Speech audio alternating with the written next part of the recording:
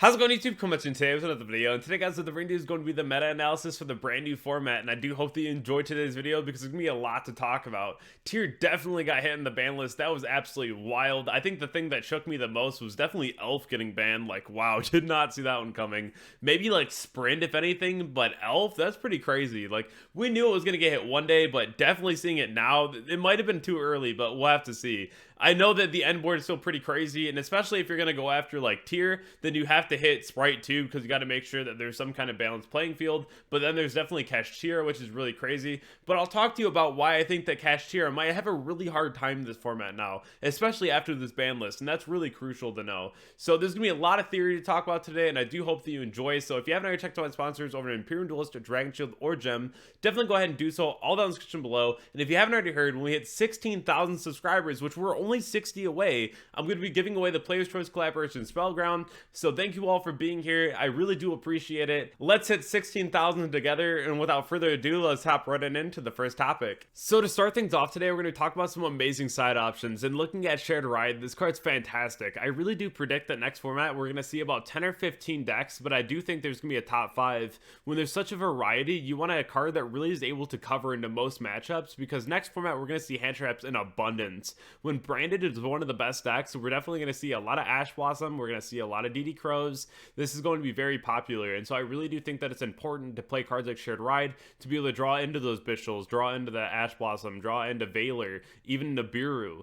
These are definitely things that you want to think about moving forward, because we're already seeing cards like Spear Mode and Lava Golem, so you want to be able to have some kind of way to interact with your opponent when your board gets broke, because there's a lot of different board breaks right now in the game, and you want to make sure that no matter what happens when you go first, especially games 2 and 3, that you can keep advantage. Because if your opponent cannot lethal you that turn and you have like 7-8 cards in the hand, it's not looking good for your opponent. So definitely Shared Ride being one of the cards that I favor a lot in this format, and also looking at There Can Be Only One. That card's so fantastic. Playing against Kashtira alone, only being able to control one Psychic is insane.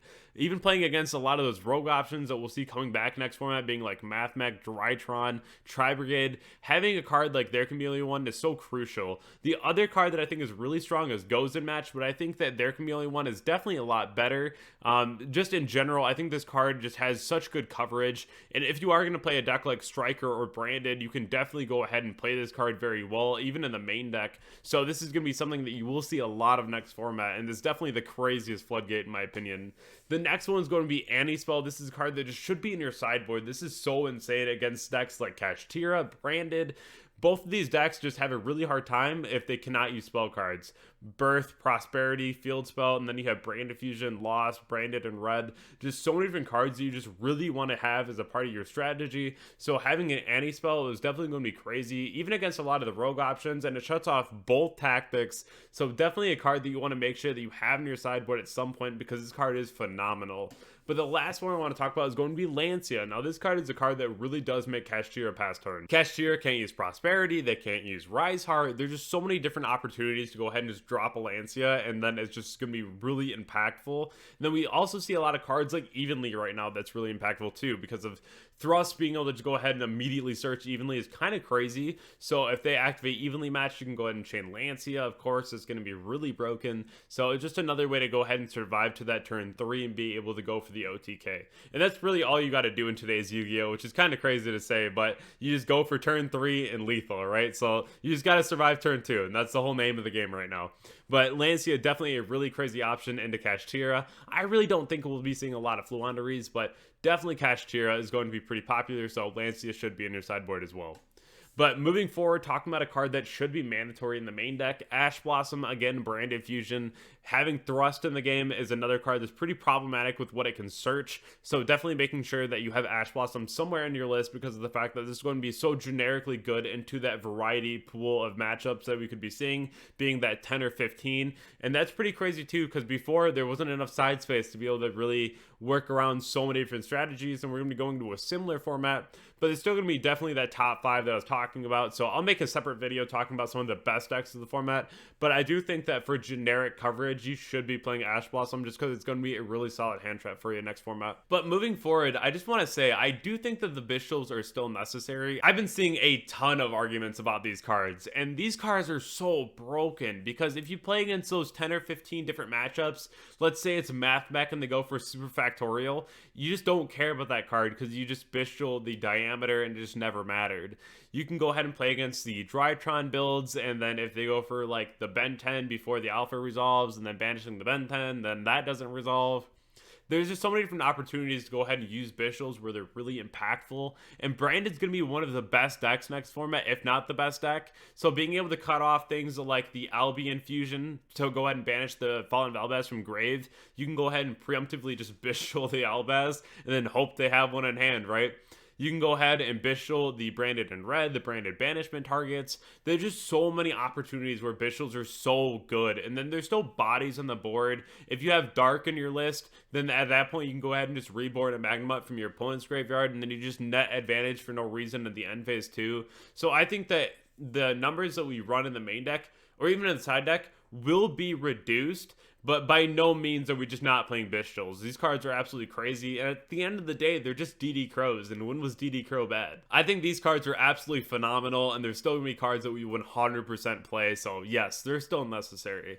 Moving forward though, I think that Branded definitely has a huge edge against Kashtira, and Kashtira already can't play when they have a monster in their main monster zone, and it's even crazier when Branded can just go ahead and Expulsion, give them a Ra's Disciple, because they can't even Don her out of this one. So that's pretty crazy, and Expulsion just being able to give them any monster realistically just makes things very hard to play Kashtira. So I definitely recommend to go ahead and play the Expulsion package if you are playing Branded, just because again, coverage into the Kashtira matchup, this is just an auto win button, and it's pretty crazy when it goes off. You just got to make sure that if you are playing Bishals, to not lose to a Bishal when you Expulsion, that you go ahead and Bishal your own Ra's Disciple and make sure that you have like an Aluber banished already, because if they Bishal when you activate Expulsion and they banish one, then it needs to summon both from their respective locations. But if you preemptively banish both of them and then use Expulsion, they just lose. But at the same time, too, something else you want to keep in mind is a lot of people are on Lava Golem right now. So you just pass on Expulsion plus Mirror Jade, and that way you play around Lava Golem too. So you can play around so much and still give your opponent Ra's Disciple, and then no one's on Droplet because of a Rise Heart. So this is a really hard out, if not unoutable card in Kashtira. The next thing I want to talk about is going to be, does this deck get worse? And this is what I was talking about at the start of the video, is because Kashtira was going to have an amazing time against Tier Limit in the new format. But now that Tier Limit is really hurt, if there's 15 different decks this format, I think that Kashtira has a really hard time against Rogue, especially if they start running into decks like Geist or Labyrinth and just all these different decks that just don't really care about not having a graveyard. I don't think that Kashtira can deal with them the same way, especially if we start seeing those same decks play like a couple copies of Fenrir to go ahead and just go for like the Arise into Zeus. I don't really know if Kashtira can deal with Rogue the same way that Tyr could. And I don't think that it's going to be a bad deck by any means. I think Kashtira is going to be fantastic. It's a very good deck, don't get me wrong. But just, I don't know if it can deal with Rogue the same way. And that's what worries me about wanting to pick up and play Kashtira. And that's something, just food for thought. And definitely let me know what you think about that down in the comments below, because it's an interesting topic and I really want to hear your feedback on that. But I think that it might get a little worse. And just not saying that it's going to be bad, but just a little worse. But talking about a deck that I think that a lot of people are discrediting right now, and that's going to be Sprite. I think this deck is still insane. I don't really think that the Elf ban matters as much as if they would have banned Sprind, because the Sprind line to dump Angler is still very real. If you open up your blue, your red, or your Jet, then at that point you're going Sprind into Gigantic summon blue, summon Jet, and then summon red, and then make Mannequin Cat, and at that point you're still ending on the Sprind bounce, Mannequin Cat, red, and a Smash with Aura double cross. And that's just from going for Sprind. So definitely a lot of really crazy things that you can do still. You're still playing Prosperity to go for other pieces of your engine. If you're playing a different engine as well, like Kashtira alone, playing like Fenrir's, I think that's really strong. So definitely a lot of really cool options for Sprite still. And even if you're just playing Sprite as an engine, I think that's still really crazy too. But overall, I think Sprite definitely comes out of the ban list pretty unscathed. So I think that we'll see a lot more Sprite moving forward. Now, the last one that I want to talk about today is going to be tier limit. Now, is tier limit playable? And I think yes, because of the fact that we may only have one of each name, and Kit might be banned, but at the same time, one of each name still means that we have 3 ways to fusion in the deck, and that's pretty crazy, especially considering cards like King of the Swamp, going like King of the Swamp, get Polymerization, and then Polymerization, go send like a tier name and another card, make a fusion, and then in the grave that tier name goes off with King of the Swamp to summon Rukalos. That's still a lot of free advantage, and if we look at even a build like Branded Tier, I think that you don't even play Patchwork, you just play King of the Swamp and like a Beast. And now that just means that you can go ahead and summon things like Winda, and then use the name Engrave to go ahead and go for the Rukalos. And so even at the very worst, you have like Winda Rukalos. And I think that's pretty crazy too. So definitely a lot of different boards and a lot of different combinations that you can put up with tier. Because even now, Diviner is just your new normal summon, which means you have an easy access to go for Beatrice. So free sends of things like Kelbeck and Agido. Then you have the Beatrice to go ahead and send Solix, so you can add like a tier cash, or you can send Scream, add like a Crime or a Solic. So there's still a lot of different ways that tier can play the game, and especially if you add in like a small sprite package with like anglers as well, you still have the going second option for going to cards like Mosquito. So there's definitely a lot of cool things that tier can do, and I'm definitely excited to be able to post some videos later on this week about just exactly what tier can do and what kind of builds we can be expecting, because there's so many different options when you have a card that just says Fuse from Grave, no restriction. So I definitely think that it's going to be playable moving forward, and I'm very excited to see what people come up with. I definitely hope that you enjoyed today's video, and if you haven't already joined my Discord, Twitch, Twitter, Instagram, definitely go ahead and do so. And if you want a coaching session over at Medify, definitely check out my page, and if you have any questions, PM me on Discord. I hope that everyone has a wonderful night, and I'll catch you all in the next video. Thank you.